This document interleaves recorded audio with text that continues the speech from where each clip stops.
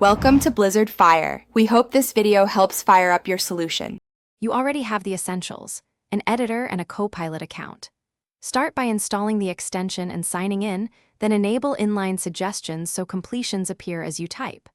Once done, open a tiny, familiar project, one file with a single goal, and set acceptance hotkeys to speed workflow. You want immediate feedback. That drives learning. Make sure to pick a language you know and write a clear function comment or prompt to seed useful suggestions. You now move into guided iteration. Explain intent with comments, tests, or examples so Copilot has context. As suggestions appear, accept them when they fit, then immediately edit small pieces to learn the pattern. This is faster than writing from scratch. Once you see a mismatch, add an example or a more precise prompt and try again. Make sure to run quick tests after each change.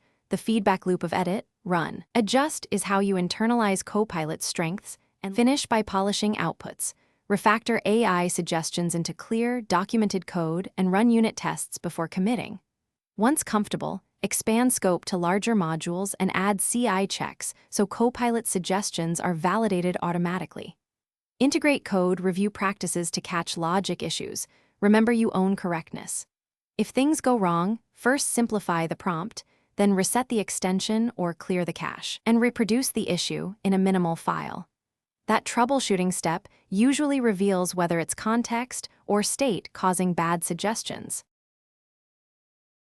Thanks for watching. If you found this helpful, don't forget to like and subscribe.